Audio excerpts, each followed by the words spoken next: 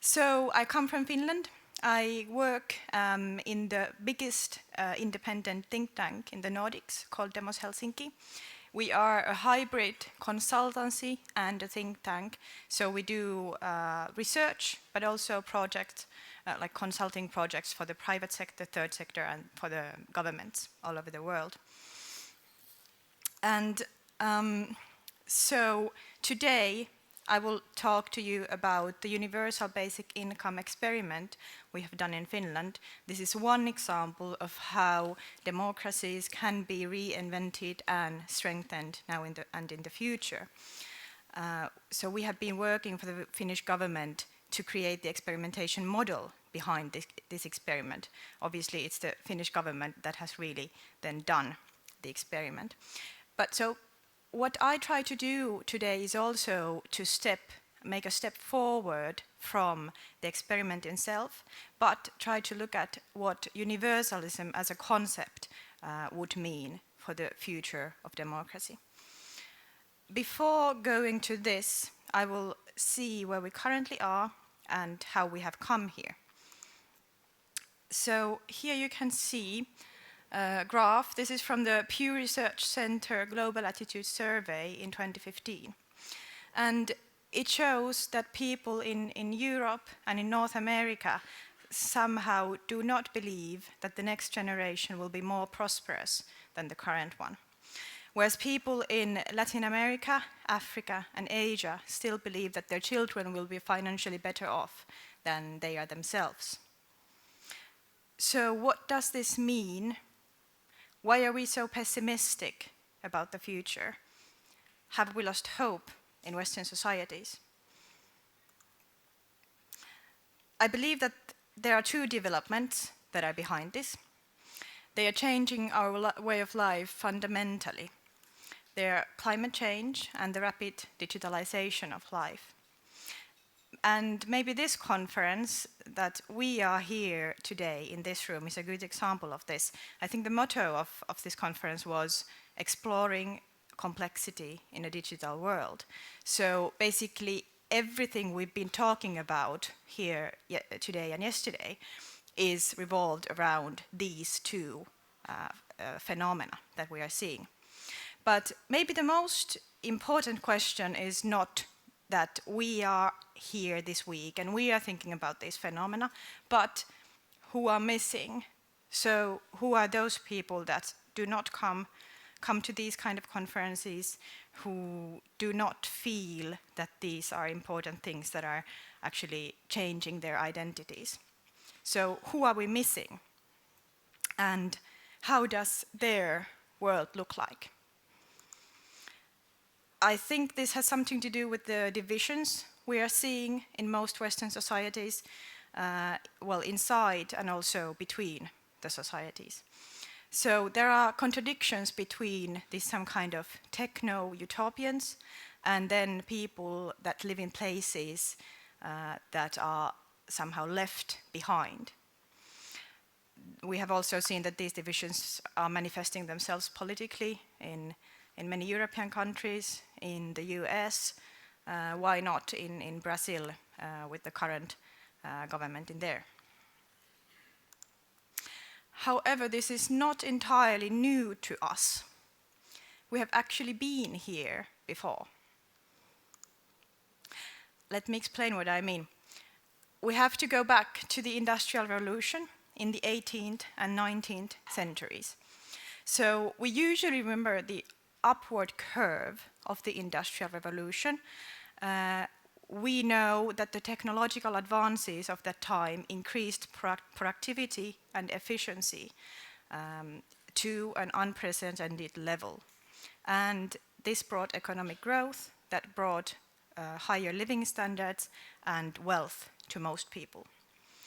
However, what we don't usually remember is that during this period, we also went through a phase where the gross domestic product was already growing, but workers' real wages weren't.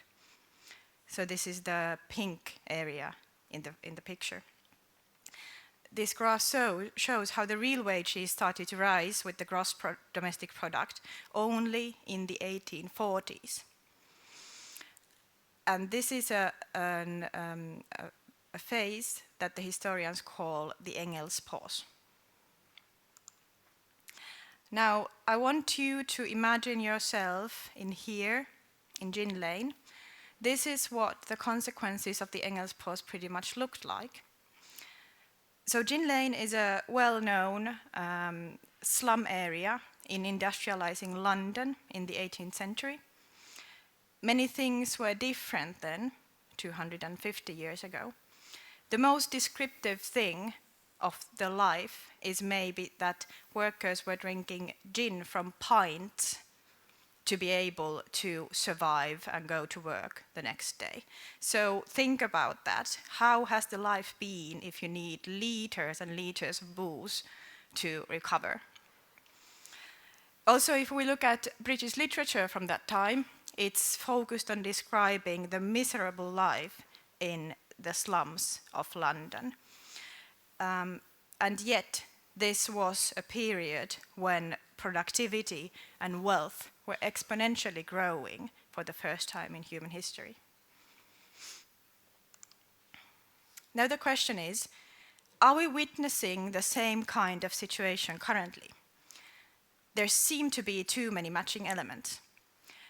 So we can see that both then and now, median wages and living standards are stagnant. Income inequality has climbed. There are remarkable new technologies that are revolutionizing the current economic structures, and people have negative anticipations of the future, as you've seen in the first picture I showed. When we look back to history, we can see that solutions to these problems were not easy, but we can also see that it is the Industrial Revolution that gave rise to most of the structures our current societies are based on. By this I mean that in the 19th century, all these new institutions started to emerge to solve the problems I've just described. So these institutions are these, small, easy things such as social security systems, welfare state, primary education for all, urban planning, trade unions, or representative democracy. Today, we seem to take these democratic institutions for granted, but actually it was not easy to come up with these during the industrial era. They were very radical and unthinkable new social innovations that the people during that time invented. Now we are familiar with these industrial institutions. Many of them have been success stories that have brought us wealth and well-being. But as the world has changed in 250 years, we believe that these institutions are not fit for purpose anymore. Currently, we are seeing the emergence of what we call the bridging institutions. They are in the middle in the picture. They are slightly edited versions of the industrial institutions, such as co-produced public services, open data initiatives, or universal basic income. But the most interesting thing is that we don't have yet in place, which are the actual next era institutions. They're not just adjusted versions, but something that can solve the problems and challenges we are facing today. So they must be somehow new and radical and not just incremental changes to the previous system. However, the only challenge is not inventing the institutions, but also the time. If we are in a similar situation as during the 19th century, we are in a rush. This time we don't want to lose 2 or 3 generations and 50 years to the Jin Lane, but we need to speed up the transformation.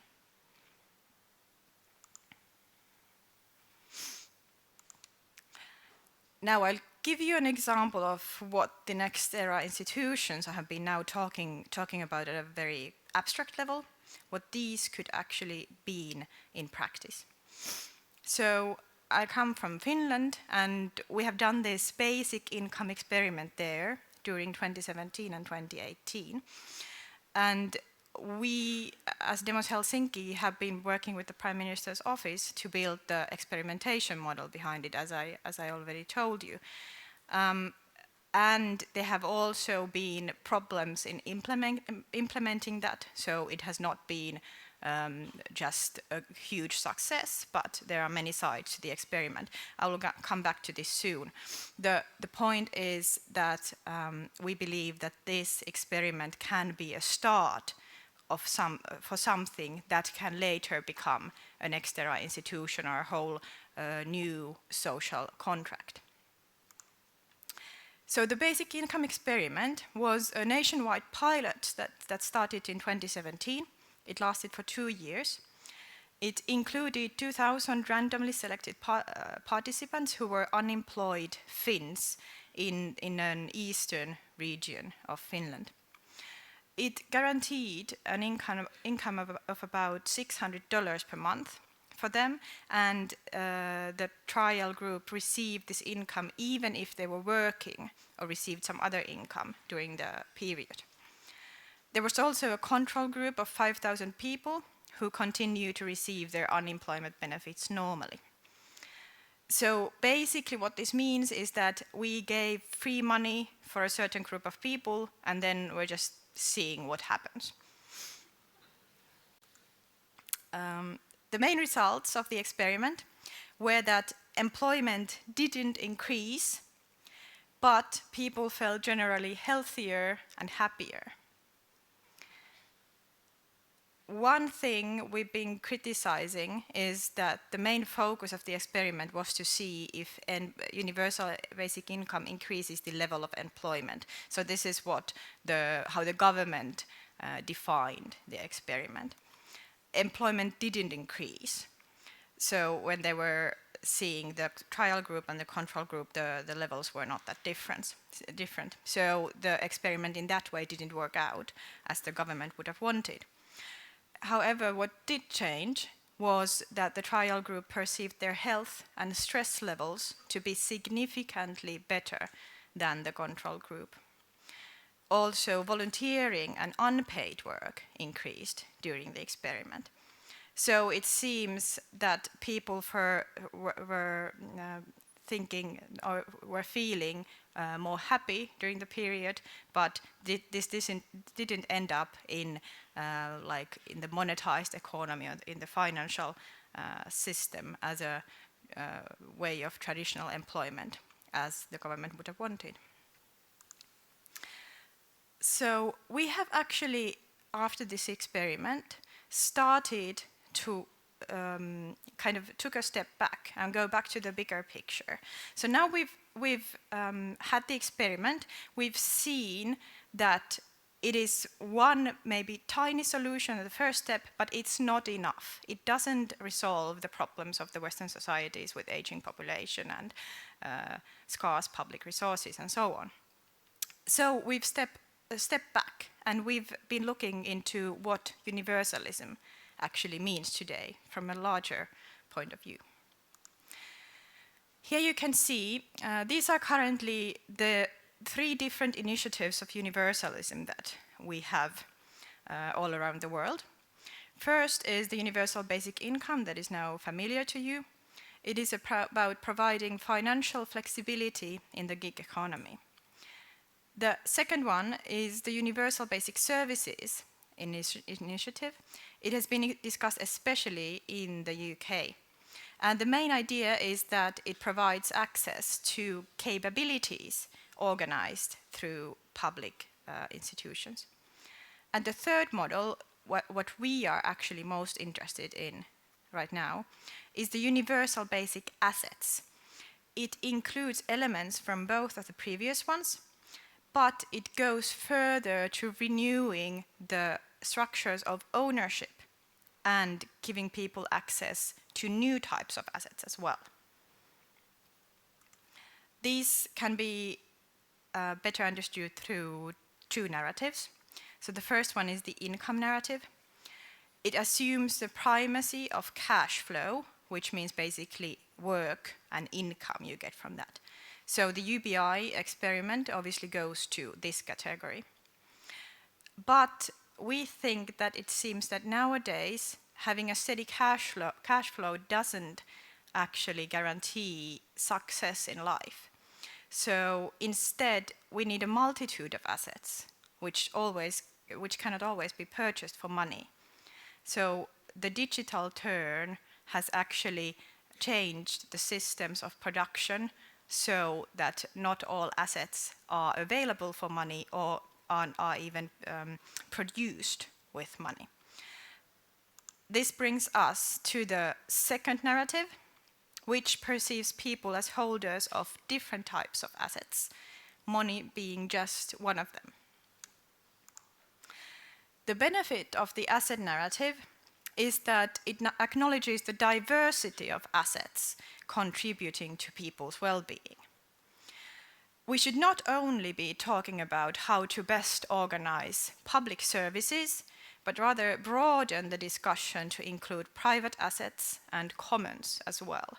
So this is the circle in the middle. We are claiming that we should find a way to discuss and redefine how these different types of assets are, how we divide them in the society. So this universal basic assets thinking makes it possible to think of new models and solutions for producing and owning valuable assets. It's not tied to the current political agenda, and it can change over time. Even if there are some assets in the current economic system that we don't give value currently, this makes it possible to give them value in the future. So in other words, it's not about who owns what, but how to give access to the assets that are important to people. It is a question of what we want to make universal or accessible to everybody. Here in emoji language, so is it money? Is it services? Or is it assets in a broader perspective? This asset narrative may feel a bit difficult to grasp.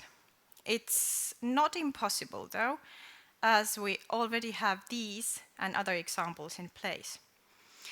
So the new universal assets can be, for example, a 3D printer or tools that you can borrow from the library, link kiosks in New York offering free Wi-Fi, free public transport, as they have done in Estonia, or open data provided by the city.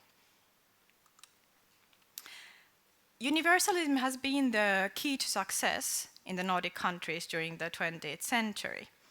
It has been, we think, the key to have the sense of belonging in most people in the society. So now we have to be as brave as our parents and grandparents have been to invent the universalism of the 21st century. To hack democracy, as Rafaela said, we need solutions that unite people, strengthen the feeling of mutual trust, encourage active participation, and this way build a fairer society. And we think that reviving the concept of universalism could be one way to achieve this. One thought I would like to leave with you today is that more important than talking about if we should give people 500 or 1,000 euros per month is that universalism can be a way to restore hope and fairness and strengthen democracy for the next era. If you want to know more about our work, check these two publications, Universalism in the Next Era and this Vision for Public Sector Innovation can be found in our website, demoshelsinki.fi. I'll still be here for over lunch, so if you're interested in these themes, come talk to me and let's have a chat. Thank you very much.